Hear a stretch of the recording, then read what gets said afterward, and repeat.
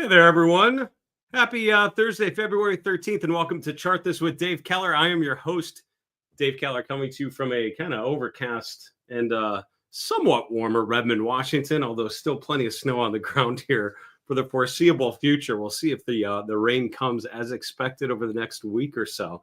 But overall, hope you guys are doing well and weathering the market conditions very well. Obviously, a pretty decent up day after, through a period of market uncertainty, market instability in a lot of ways. You're seeing risk assets move to the upside with the NASDAQ leading the way higher, sort of a growth over value vibe in parts of the market, although your top performing sector is materials, the XLB, which is up almost 2% today.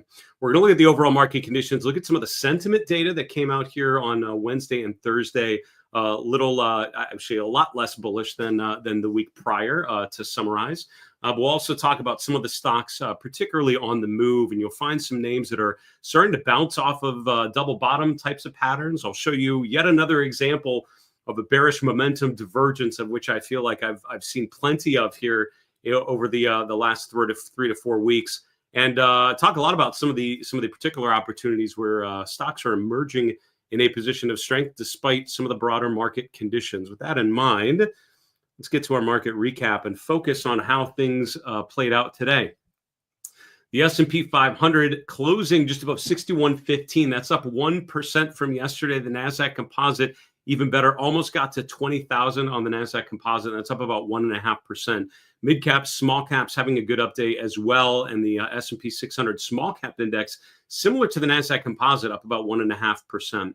The VIX drifting lower today, almost to a 14 handle. Not quite there. It's about 15.1, down about 0.8 VIX points from yesterday. So volatility remains low, even though the S&P and the NASDAQ are not quite making new highs. They're getting very, very close to doing so. And I actually have a chart of the new Dow Theory, what I call the Newer Dow Theory, looking at the equal-weighted S&P, the equal-weighted NASDAQ.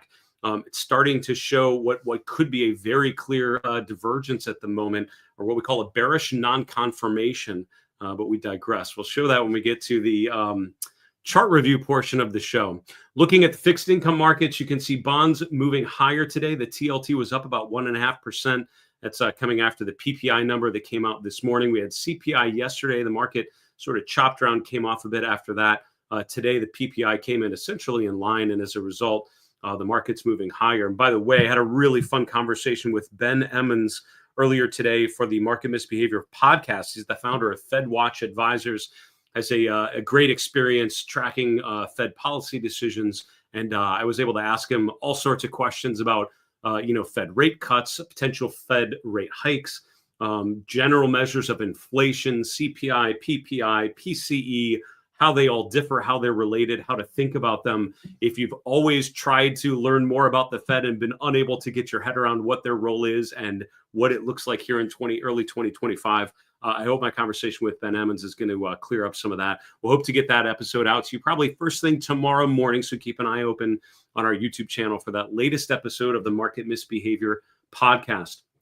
One of the things I talked to Ben about, besides a great deal about interest rates and potential next step there, was the dollar, the concerns about a stronger dollar, how that could play out, what the dollar means for U.S. versus non-U.S. stocks. And today we have the dollar continue to rotate lower slightly, right, about 0.8% lower.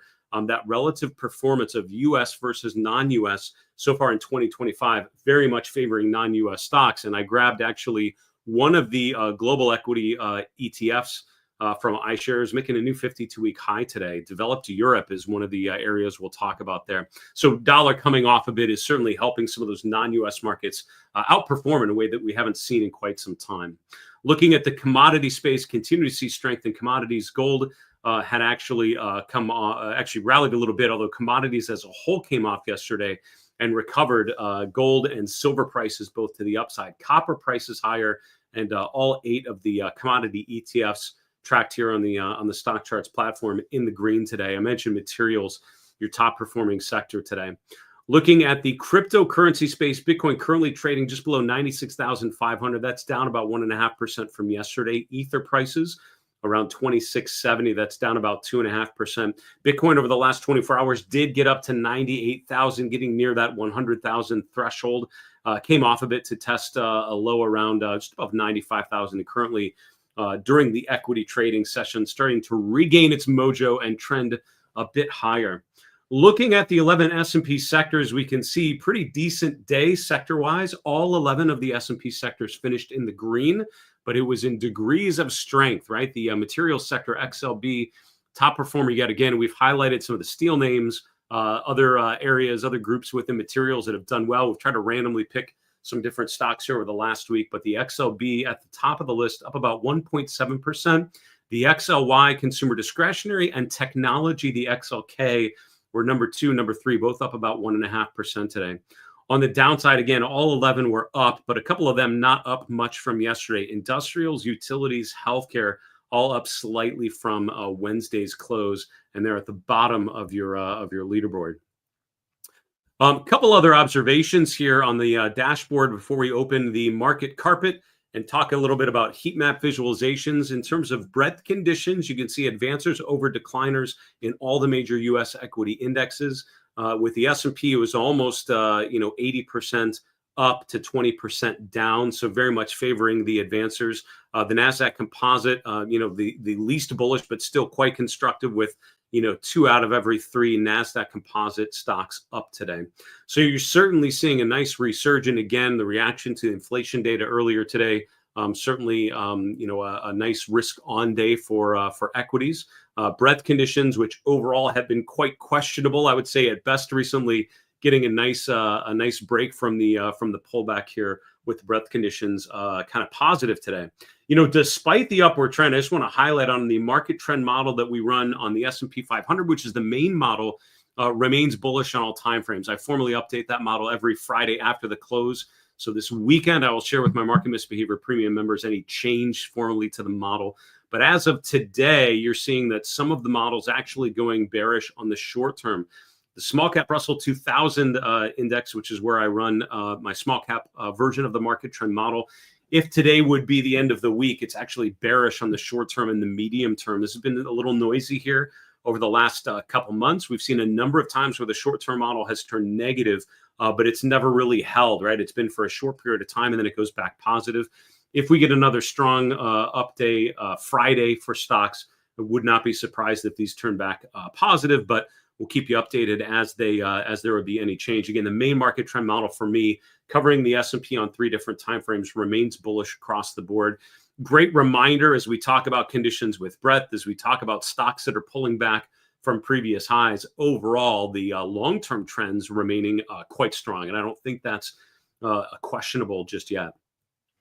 All right, the Magnificent Seven and friends, the Meager Seven, Lag Seven, not so magnificent 7, however we want to term this group of former leadership mega cap growth names. Overall decent day for this basket of stocks. You can see Tesla at the top of the list. Now, Tesla obviously has had a pretty tough 2025. Tesla and Apple, probably the 2 worst charts out of this bucket in 2025. But Tesla having a nice bounce this week, up about 5.8% today. NVIDIA up over 3%. That's getting us back within the range, that consolidation range before the DeepSeek AI drop that we saw last month. Apple up about 2% as well. On the downside, again, all of these were up. Microsoft and Meta up less than 0.5%. Amazon a little bit above there. So, again, I think the general trend in these names has very much been brought into question, with the exception of stocks like Meta that just continue to being in a relatively persistent uptrend. The rest of these have had quite a noisy 2025 here. All right, that's it for the market recap. Let's look at the heat map style visualization, what we call the market carpet on stockcharts.com. And again, a lot of platforms have a visualization like this, and I love the ability to look at a bunch of data at one point and sort of understand the macro to the micro. Look at the big picture, look at the smaller picture, all in one visualization. And I would say, general impressions of a day like today, clearly a nice update for risk assets, an update for the S&P 500. You have some, random names kind of peppered around the 11 S&P sectors in the red, but overall, this is a pretty constructive day. I'm particularly drawn to the strength in the growth leadership names. This has been an area of the market that's been remarkably weak. as of late, we've talked about this kind of axis of evil in the middle with Alphabet, Amazon, Tesla having a pretty rough go of things here recently. But today, nice upside to some of those names that have been in kind of pullback mode. On the upper left, you can see within technology, Apple, Nvidia, obviously having pretty strong updates. Microsoft, of course, lagging behind, but overall still pretty strong. So on a day like this, when you see a lot of strength, the red really stands out, right? The names that were down when most things were up, that's where I would argue you want to focus your attention, right? You kind of assume that everything was doing pretty well today, but let's focus on some of the areas of the market that did not do particularly well. Not many within technology. As a matter of fact, the only S&P name that was down over like 1% was Zebra Tech, down another 8%. Now, this is a stock that's actually been in a bit of a free fall here since mid-January. It's been selling off on accelerating volume to the downside. So interesting to note that a day like today doesn't give any sort of break to that pullback. That downtrend is still very much in play. Within healthcare, which was actually a pretty decent day for healthcare. I mean, there are some names that were down, but overall, I mean, the sector did pretty well. West Pharmaceutical gapping down about 38%, which hurts quite a bit. Humana, which tried to get above $300 a share in January and stalled out at that resistance level, now coming back and down, trending down toward 52-week lows from October and December, down below, we'll call it around 240 or so. ZTS, Zoetis, basically continuing a pattern of lower highs and lower lows.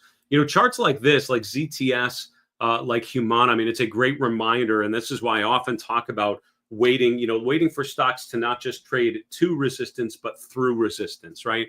A bullish chart gets up to a previous resistance level and accelerates, right? You see a breakout, ideally on heavier volume, on heavier momentum, because investors are more optimistic and they're thrilled to accumulate shares, which pushes the price higher. And it's that positive feedback loop. What's consistent with charts like HUM, trying to get above 300, failing to do so, and now selling off from that level. ZTS, trying to make a new swing high, failing to do so. So, be clear, charts in downtrends, I would argue, tend to persist, right? They tend to remain in downtrends until you see contrary evidence. And I think breaking to a new swing high is often a good way to differentiate those.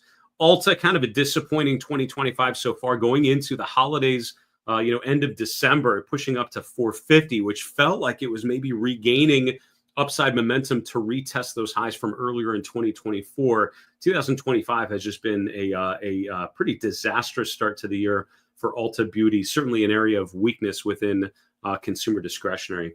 Do want to highlight the airlines continue to sell off today. American down about 3%. You can see Delta down almost 3.5%. United down 3% as well. This is an area of the market that had been quite strong, I would say, going into February. Some of these, like Delta, still making higher highs and higher lows. American Airlines probably a bit of an outlier in that it doesn't appear to be in a primary uptrend anymore. And I think I grabbed that chart. I was grabbing a bunch of charts here over the last half hour. I'm pretty sure that was one that I grabbed to review altogether.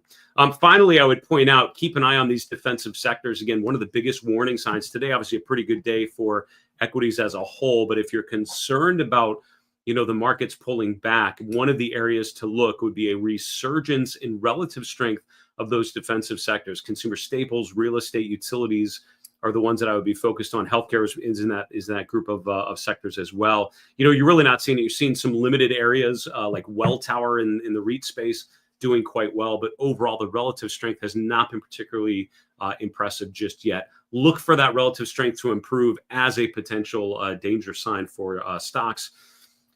Not seeing it yet. All right, we're going to continue on here, finish off the show with the chart review. As a reminder, I do see some questions coming in. I appreciate you guys tuning in live and asking questions as we go. I do see them coming in. If you're watching on Facebook, LinkedIn, X, or YouTube, I can follow your questions as we stream. I'll take a question or two at the end of the broadcast. Anything we don't get to, we'll put it in the mailbag. And we are planning an all mailbag episode tomorrow on Friday, Valentine's Day, the 14th. And would love to answer one of your questions there. So if we don't get to it live, maybe we'll get to it for that show.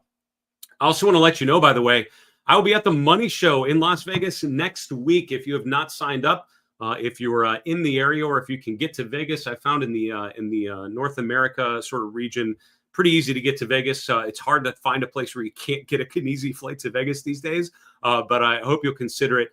I will actually be speaking on Wednesday. It's Monday, Tuesday, Wednesday is the event. I'll be actually doing a presentation on Wednesday morning called The 4 Deadly Sins for Investors. We'll talk about selling too early, selling too late, buying too early, buying too late. We'll show some of the technical indicators that I feel can help you minimize those 4 deadly sins, those mistakes you can make in terms of timing. Hopefully give you some ideas to improve your technical approach to investing. You also notice a bunch of live podcast sessions that we have on here for the Market Misbehavior podcast. We're actually scheduled to have 4 really cool interviews.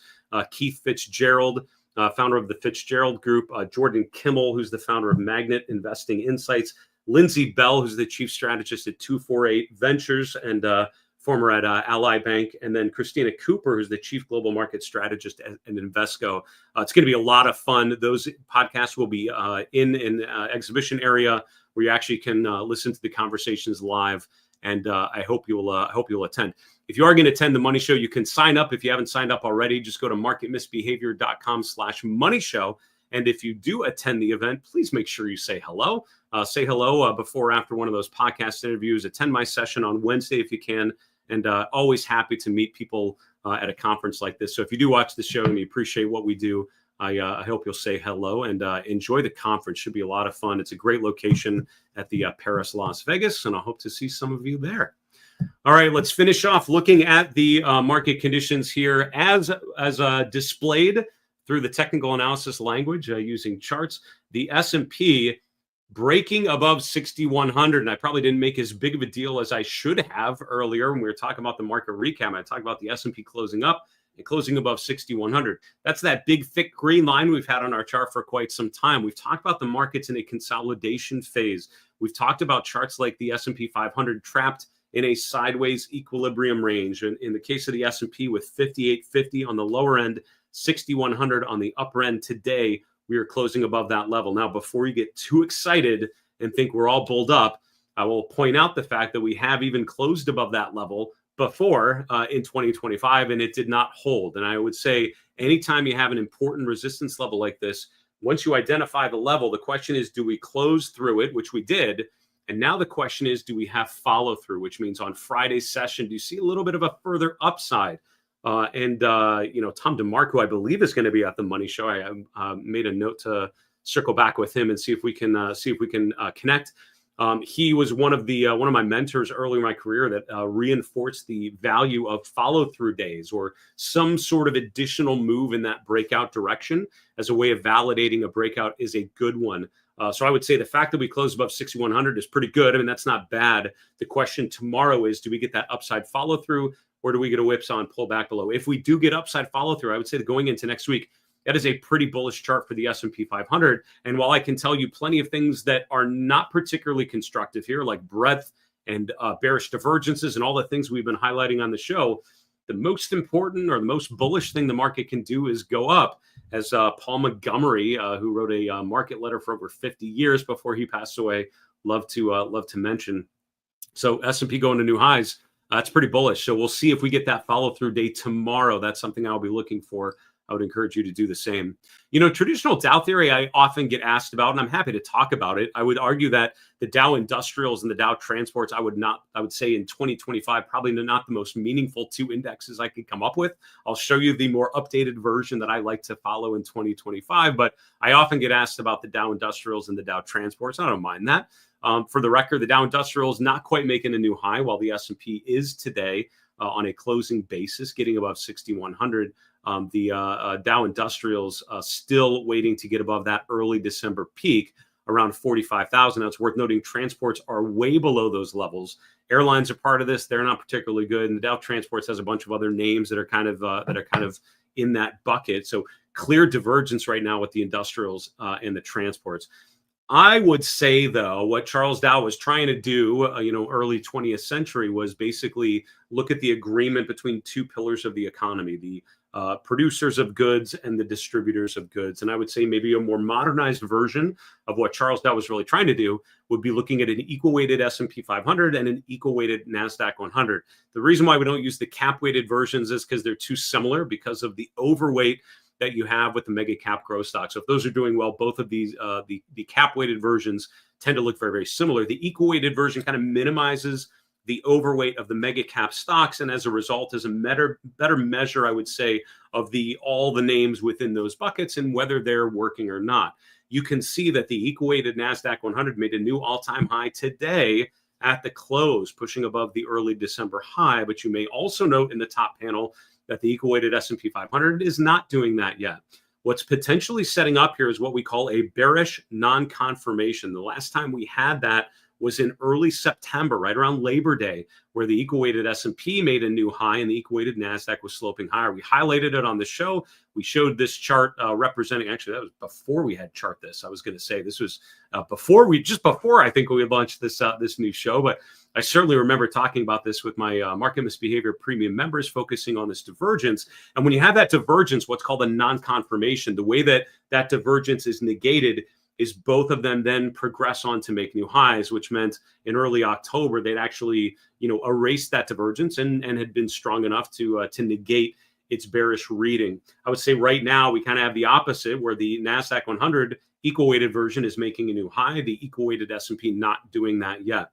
This could be another bearish divergence. And again, no guarantee that it's going to work, but it is a concerning development because both of these indexes breaking out tells you that the broad economy, as mentioned by these different indexes, are strong and strengthening together. When one is strong and the other is not, Charles Dow's argument is that there's something going on and it's just not being reflected in broad strength. Only parts of the market are stronger and others are not. So this is definitely an emerging technical theme to follow, which we will absolutely do as we go forward. A lot of the sentiment data that we track, particularly the survey data, is updated once a week, and it's reported on Wednesday and Thursday. So Thursday shows a really good time to kind of review what we learned. I would point out on the AAII survey, it continued a trend of bearishness over the last 3 weeks. We've seen less bulls every week and more bears. As a matter of fact, and as of this one, this most recent report is a 19% gap, with bears far outnumbering bulls. You can see about 47% bears. That's the red histogram. The green histogram, the percent of respondents that were bullish, and then the remainder are in a neutral category, which I'm not showing here just for simplicity.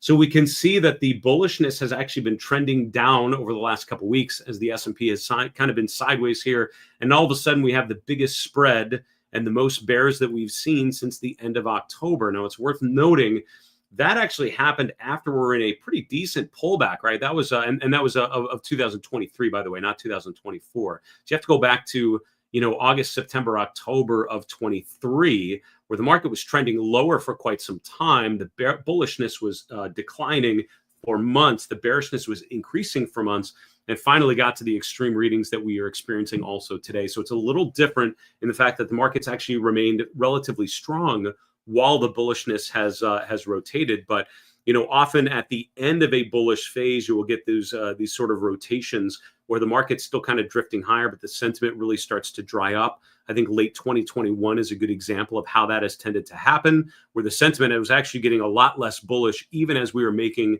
an eventual peak, and the extreme bullishness was actually happening well before the eventual market top. And I'm wondering if we have that kind of feel here, where we're starting to decline in bullishness as we're testing new highs. We'll see, and certainly something to watch as we go into next week. The Name Exposure Index is a survey of money managers and what percent they are allocating to equities. Last week, it was up to around 85%. This week, it's about 10% lower, around 75%. So kind of slightly underweight. If you look at the average reading of this indicator over many, many years, 75%, a little below normal, slightly. So I would say overall, we're certainly seeing less optimism from money managers in this survey. It was around 100% invested in early December. Now here, as we retest and push above 6,100 for the second time in history, we're down a lot less, right? So less bullish positioning than we were in early December. So those sentiment readings actually giving a little less optimism than you might expect with the fact that the S&P is threatening new all-time highs.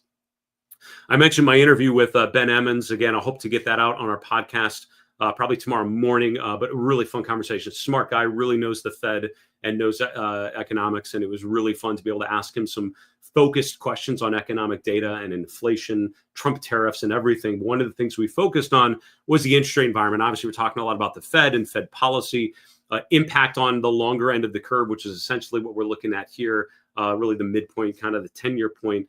As we told you yesterday, bonds sold off after the CPI number. Rates actually pounded higher today. The 10-year yield giving all of that back, right? And bonds rallying pretty good today after the PPI number is a little more favorable. You can see that the 10-year yield still sort of holding that trend line that we highlighted from the last 6 months, the TLT bouncing back up to the trend line resistance that we highlighted here. I think this is an important chart to be watching for sure going into next week to see if that trend line is able to hold. One of the things we talked about was basically how the longer term trend in rates still appears to be positive, and this pullback feels like a counter trend move within that uptrend in the 10-year yield. We will see. We also talked about the dollar, and I mean, look at the difference in the dollar. The bottom panel is the U.S. dollar index. The top panel is looking at U.S. versus global stocks. We'll start at the bottom here. You can see that the dollar rallied from a low in late September of last year to a peak around 110 for the dollar index in mid-January. From there, we're now starting to rotate lower. And so that downtrend in the dollar is really helping fuel non-U.S. markets. And as we can see, the U.S. markets are actually underperforming non-U.S. markets. We have not seen that in any sort of protracted way in quite some time. There were sort of periods in 2024 where U.S. and non-U.S. markets were kind of in equilibrium, and a bit last summer where you saw the U.S. Underperform. But overall, the trend has been remarkably strong with U.S. Markets very much outperforming non-U.S. markets. I would say two things that are driving that. In a lot of ways, the strong dollar moves. You can see that's when often when the ratio has favored the U.S. Significantly because stronger dollar tends to do that. But I would also say it's all about the weightings as well. The AI frenzy growth-led market really plays to the strengths of the U.S. Equity markets in terms of the weightings of the S&P and the NASDAQ. So if those are the themes that are working, the U.S. is probably going to be doing pretty well. As we've started to see a leadership rotation in 2025, as some of those former high-flying mega cap growth names have not looked as magnificent, that is causing also, I would say, the U.S. to underperform. The reason why I want to spend a little time with it is just to remind you that, if you've been ignoring your non-U.S. portion of your portfolio, or if you have nothing outside the U.S., charts like this are a great reminder that there are times when non-U.S. markets actually look pretty good on a relative basis. And these are the times when I would encourage you to look outside the U.S. if you're a U.S.-based investor and see where the opportunities may lie. As an example, here's EWG, which is the iShares Germany ETF. So it's a U.S. listed ETF that plays on the German markets. You could look at the DAX, for example, to look at the German market in local currency terms. But looking at it basically in U.S. dollar terms, look at the breakout that we've seen in 2025. At end of 2024, we're testing the 200-day moving average. So far, year to date, Germany has been remarkably strong. A lot of other developed European markets are breaking to new 52-week highs as well. Markets like India, which had been performing quite well on a relative basis, have actually been struggling as of late. And some of these developed European markets have actually emerged and are strengthening quite well. So I'd encourage you to broaden your focus a bit outside of the U.S. If you're looking for opportunities to outperform our U.S. benchmarks. All right, looking at some individual stocks here to finish off the chart review, and then I'll take a question or two before we're done. Caesars Entertainment gapping higher today. We talked about earnings in the gambling group causing this group to pop higher. Caesars actually reporting in a couple weeks on February 25th, but today moving higher about 9%, gapping above the 200-day moving average. We essentially with this chart can talk about a double bottoming pattern of sorts. I mean, it's not perfect, but you have the May 24 low around 32. We have the January 25 low around 31. And now we're actually breaking back above the 200-day moving average. When you have that sort of breakout, you want to see it hold, right? You want to see that become a new floor in the market. And I would say overall, nice breakout. We'll see if we get follow through tomorrow, similar to the S&P breaking above resistance. But the 200-day moving average and this gap, I would say, immediately become clear support levels to keep in mind. But Caesar's nice follow through after retesting the mid 2024 low, successfully breaking out. Intel is another one. While stocks within the semiconductor group kind of mixed results here recently, and some of the names that have been doing so well are starting to struggle. Intel had a number of tests of support, kind of in the $19-ish range. You can see over last summer into the fall, also end of last year, beginning of this year, we have tested support 5 different times right around that same point, right around $19 or so. This week, really accelerating to the upside. We're testing the 200-day moving average today. Did not close above it, but I would certainly keep an eye on that. From a technical perspective, clearing the 200-day is good. Clearing that November peak around 26 is good as well. So I'm setting an alert for 26 to see if we can break above there. I would encourage you to do the same, but nice bounce off of support so far for Intel, becoming overbought for the first time in about 6 months. I mentioned airlines showing some weakness here. You know, some of them still actually okay, and some of the airline names we could look at still look like a primary uptrend. I would say AAL probably one of the more weaker charts within this in this group of stocks. Again, like with many names, December into January featuring a bearish momentum divergence with higher price highs but lower peaks in momentum. Then we had the gap lower here late January. This was on their last earnings report. From there, we didn't see a bunch of buyers coming in and pushing the prices back toward the previous highs. We're actually seeing additional selling this week. It's down another 3% today. Now we're in the gap from early December. Now we're testing Fibonacci support around 15.25 based on that August to January rally. The RSI is failing to hold the 40 level. So overall, this certainly looks like a topping pattern that is now being validated. I would say we're now kind of right at that point where if we are going to get a bounce, this is kind of the place where you need that to happen. Otherwise, I think that clears the way to go much further down to the 200-day moving average and would continue that period of distribution. Friendly reminder, our final chart of the day here, Tyler Technologies. You know, earlier in my career, I used to get IBD every day from the newsstand in New York when I was just learning about stock picking. And I remember flipping open that newspaper, and I loved when it was back in the daily print edition, kind of an antiquated thing, I guess, these days. But I remember getting it every day, and I would flip open to the charts, and it was just a great reminder because I was looking in like the early mid 2000s, and even when the markets were questionable, I mean, in clear, clearly bearish phases, there were always stocks that looked kind of like this that were breaking to new highs. And I learned that while the broad market movements certainly can define some of the larger trends that you'll see across the equity space, there's always a Tyler Technologies breaking out somewhere. This is why I learned to scan for stocks making new 3-month highs and new 3-month lows. It's very rare, if ever, that list has been empty. There's always something somewhere that's breaking out. And so the chart of the day of stocks making new 52-week highs, Tyler Technologies up about 6%, clearing the late December peak around 640. We'll see if we get follow through, but overall, I would say that's a fairly bullish resolution after that recent pullback.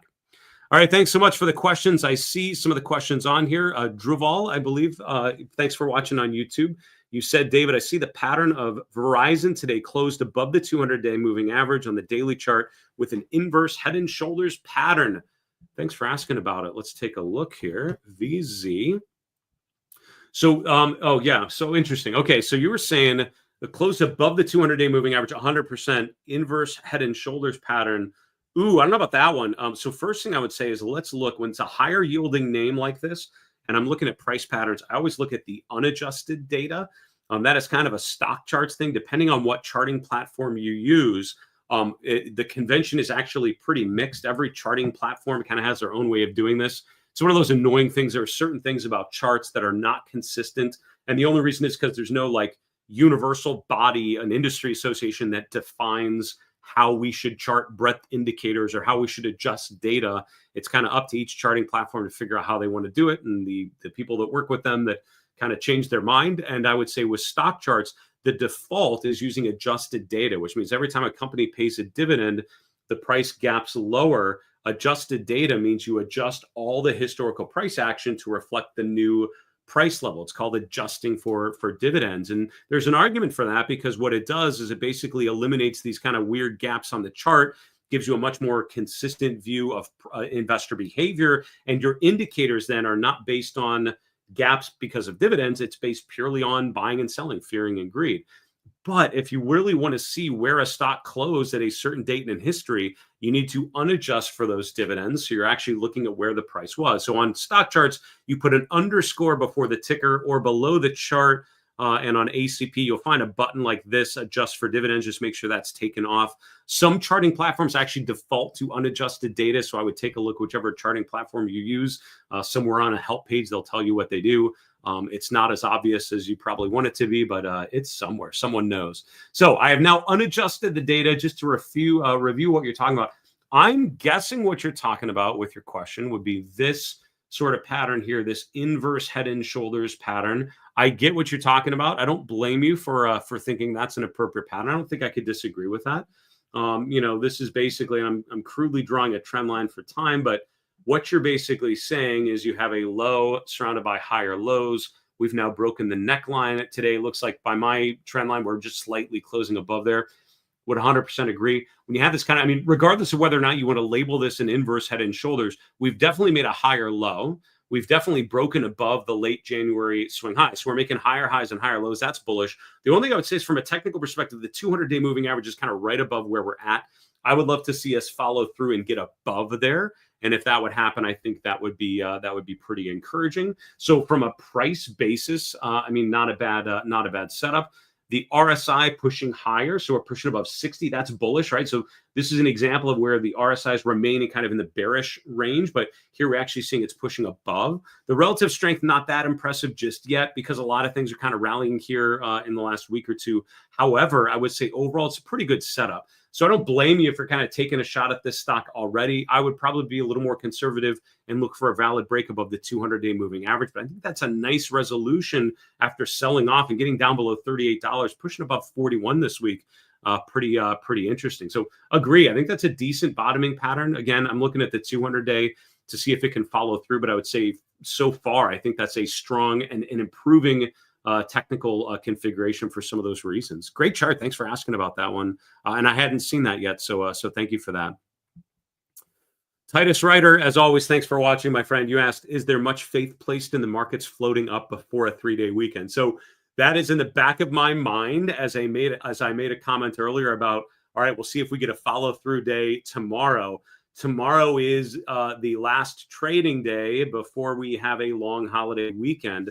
Monday as President's Day. And I would say overall, could be, right? A general playbook before a long weekend, before a lighter volume weekend would be, lighter volume and drifting higher is kind of the general playbook. The market could go lower tomorrow. I don't want to guarantee that it won't, but going into a weekend, you often have that.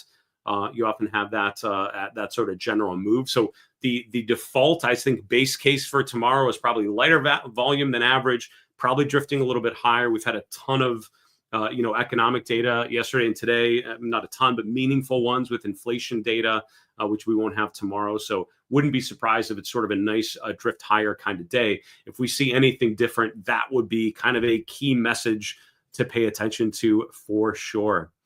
Folks, that'll do it. That's a wrap for today's episode. Thank you so much for joining us here for Chart This with Dave Keller every trading day after the close. Tomorrow, again, we're planning on an all mailbag episode. So thanks for the great questions. Got a couple we might include from today's show. So I'll definitely take a look and grab some of those before we go. As a reminder, I will be on the road next week for the Money Show. Planning to have a show every day, although I might have to tweak when we're going live just to accommodate presentations and interviews and such. But I'll look forward to getting some insights out to all of you, time permitting. And again, if you are attending the Money Show, please make sure you say hello. But for now, have a fantastic evening. We'll be back tomorrow for a mailbag episode. But in the meantime, take good care. And remember, it's always a good time to own good charts. Have a good night, folks.